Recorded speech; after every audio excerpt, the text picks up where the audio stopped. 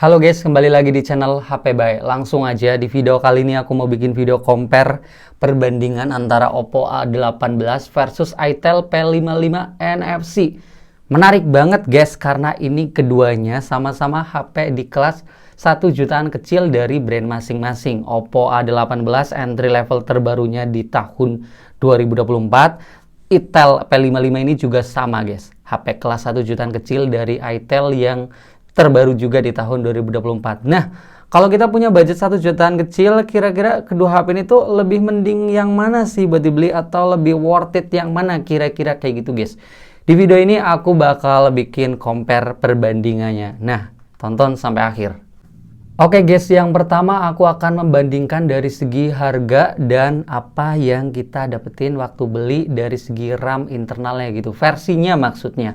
Ya, di sini untuk Oppo A18 harganya mulai di 1.499.000, itu harga resmi di official store. Harga segini dapat RAM 4GB internal 128. Sedangkan Itel P55 NFC harganya waktu video ini dibuat itu Rp1.388.500. Itu dapat RAM 8GB internal 256GB. Ngeri banget sih. Harganya lebih murah dan dapat RAM internalnya malah lebih luas 2 kali lipatnya guys. Ngeri banget nggak sih Itel ini? Meskipun untuk unit yang aku pegang ini di RAM 8GB internal 128. Waktu aku beli harganya di 1,2 jutaan. Tapi untuk harga yang mendekati di sini Itel lebih murah, internal 2 kali lipat lebih gede sama RAM-nya gitu. Jadi lebih baik di Itel dari harga sama penyimpanan dan RAM-nya guys. Selanjutnya perbandingan yang kedua pada bagian desain dan bodinya. Secara simpel sih kelihatan ya, Oppo ini desainnya berasa lebih keren lah kalau menurut aku dibanding Itel. Kelihatan banget kayak dari segi modul kameranya Oppo aja ini kelihatan lebih simple dan kerasa nggak lebay aja guys. Kalau Itel ini dimiripin sama boba gitu, dan ini kerasa lebih agak norak kalau kata aku sih. Kalau nggak masalah di kalian itu sih nggak masalah ya, cuman aku lebih ngerasa suka aja desain di Oppo, apalagi untuk backdoor belakangnya yang finishingnya lebih berkelas gitu. Ngedove-nya tuh lebih berasa halus dan berasa lebih mahal aja feel-nya dibanding Itel. Untuk material sih sama-sama dari plastik, build quality-nya juga yang aku pegang sama-sama solid, frame-nya sama-sama mengkotak. Kalau untuk beratnya sih beda tipis ya, tebelnya juga beda tipis. Tambahan fitur di bagian bodinya, Oppo juga sudah punya fitur IP rating yaitu IP54 yang tahan cipratan air sama tahan debu, sedangkan di Itel belum punya. Jadi pada bagian desain dan body dari pendapatku sih mending di Oppo ya. Lebih keren sama punya fitur IP rating gitu. Selanjutnya perbandingan yang ketiga pada bagian layarnya. Untuk layar di sini tampilannya berbeda. Kelihatan lebih keren di Itel memang karena kamera depannya sudah modelan punch hole, sedangkan Oppo masih water drop. Untuk segi spesifikasi ini mirip-mirip aja, IPS LCD, ukurannya juga beda tipis doang, 6,5 sama 6,6. Ini mah nggak kerasa banget kalau dilihat. Speknya juga mirip-mirip aja guys, resolusi 720p, sudah sama-sama punya refresh rate 90Hz. Tapi di sini ada catatan sedikit guys. Nggak tahu kenapa ya, Oppo tuh refresh rate-nya ngebug di bagian YouTube guys. Kalau untuk aplikasi lain aman, buat scrolling itu mulus 90Hz. Tapi waktu pada bagian YouTube nggak tahu kenapa nih, refresh rate-nya nggak bisa 90 fps gitu. Jadi cuma di 60 Hz aja.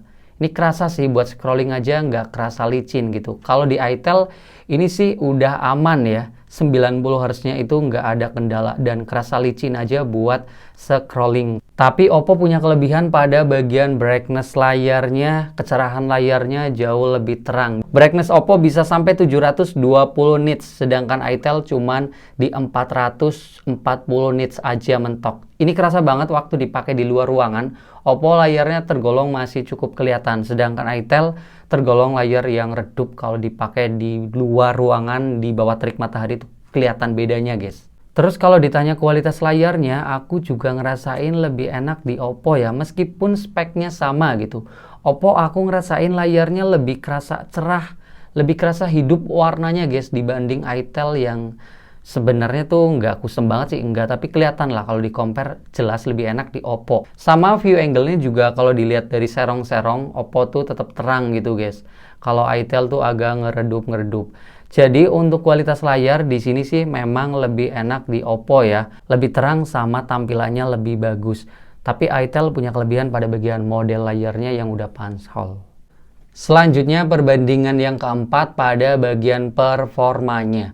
Di sini Oppo pakai chipset MediaTek Helio G85, RAM-nya 4GB, internal 128.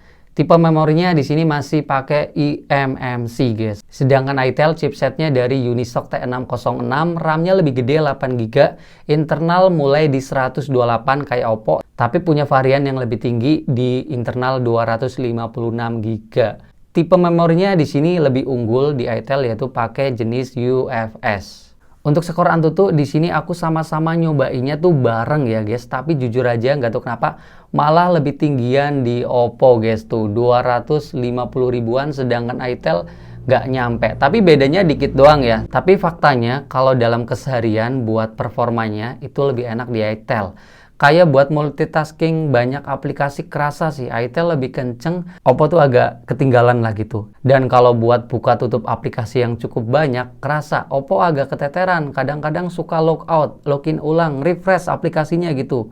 Sedangkan di Itel bisa aman-aman aja, jarang terjadi yang namanya logout, login ulang gitu, berasa satset aja di Itel.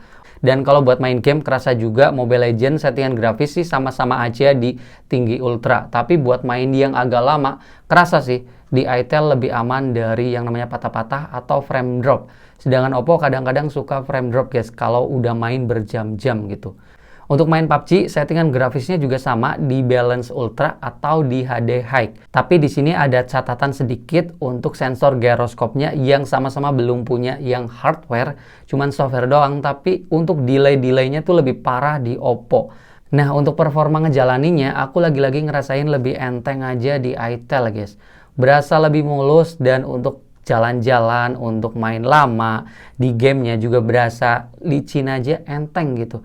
Nggak berasa frame drop patah-patah, berat gitu, atau nge-lag gitu. Itu jarang guys. Kalau di Oppo, main cukup lama, kadang-kadang ngerasa kayak gitu, patah-patah, ataupun frame drop cukup kerasa. Satu lagi yang menarik, di sini Itel aku berani pasangin Genshin Impact dan memang kerasa bisa ngejalanin guys. Karena RAM-nya juga 8GB kan, gede. Meskipun settingan grafisnya di terendah, FPS 30 aja, tapi masih bisa lah buat nyobain Genshin Impact. Tapi kalau Oppo aku nggak naruh guys, karena jujur aja ini RAM-nya 4GB ya. Kayaknya aku nggak yakin buat taruh Genshin Impact. Jadi untuk Oppo aku nggak ngetes guys.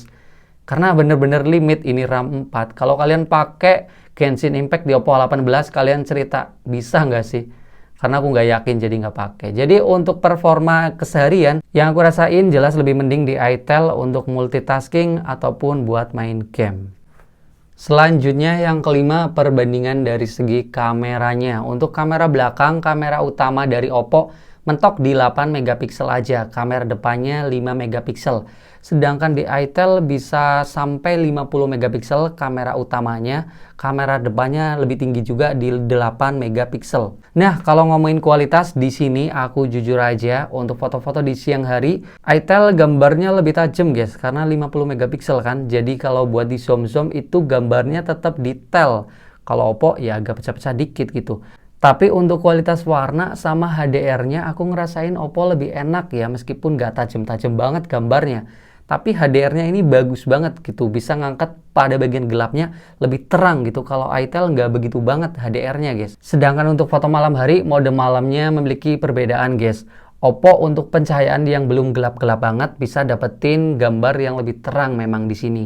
Tapi untuk daya tajamnya aku ngerasain lagi-lagi lebih enak di Itel guys.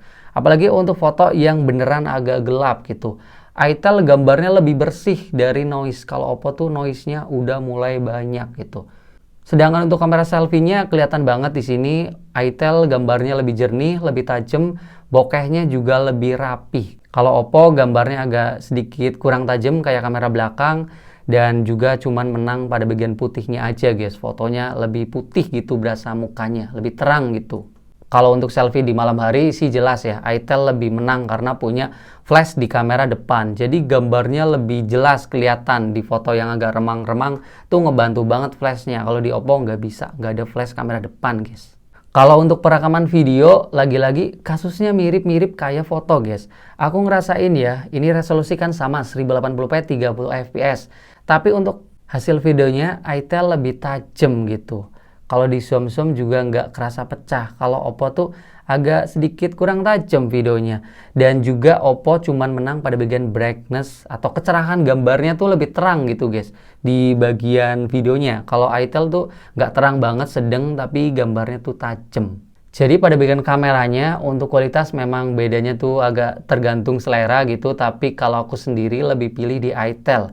Karena untuk foto ataupun video berasa lebih tajam aja gitu guys. Baik kamera belakang ataupun kamera depan. Kalau Oppo tuh lebih cenderung bagus di HDR sama gambarnya terang tapi kurang tajam gitu, agak ya burik dikit gitulah.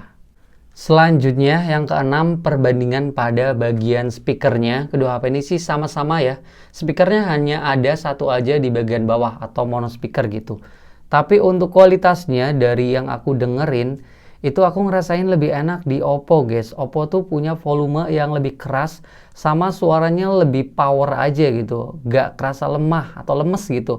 Kalau itel speakernya volumenya kalah dan kurang power gitu, gak kerasa keluar-keluar banget, agak mendem banget sih enggak guys, ya masih standar aja lah. Tapi kerasanya kalau di compare langsung Oppo lebih jelas, kayak kerasa enak gitu. Di sini aku mau kasih contoh secara langsung, volume udah aku sama-sama mentokin. Perbedaannya kayak gini guys. Aku cobain dulu di Oppo.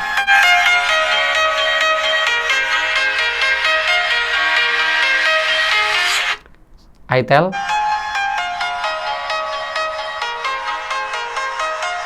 Terus juga kalau mainin volume di 50% biar nggak dimentokin terus gitu kan. 50, 60 atau 70 di sini aku tadi udah kasih tahu ya volumenya tuh sama. Oppo masih tetap kedengeran oke gitu, nggak kecil banget suaranya gitu. Nih kalian bisa dengerin.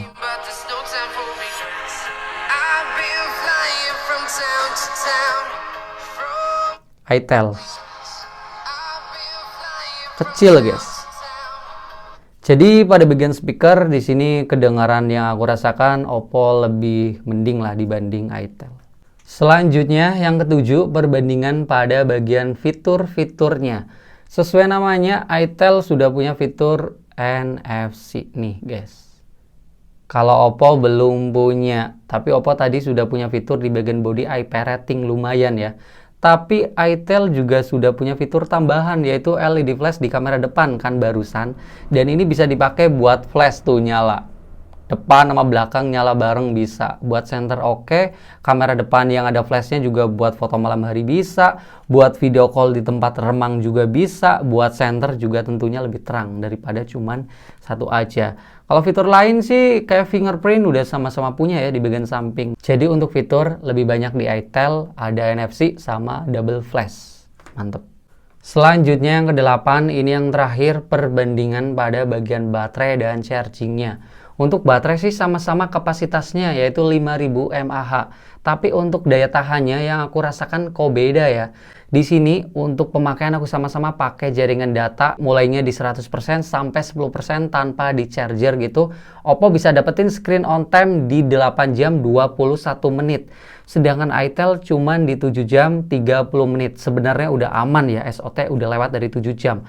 Tapi kalau ditanya lebih awet, dari pengalamanku lebih awet di Oppo dong. Karena yaitu 8 jam udah lewat. Kalau itel belum 8 jam lewat, masih di 7 jam setengah gitu. Tapi untuk chargingnya lebih kenceng di itel karena bisa sampai 18 watt. Itu juga ada di charger bawaannya yang udah 18 watt. Dan kalau di Oppo cuman 10 watt aja, charger bawaannya juga 10 watt aja. Kerasa sih waktu buat ngecas dari baterai 10% ke 100%, Oppo butuh waktu 2 jam 33 menit, sedangkan itel cuman butuh waktu 2 jam 15 menit aja. Lumayan kerasa bedanya ya. Jadi untuk baterai lebih awet di Oppo, charging lebih kenceng di itel.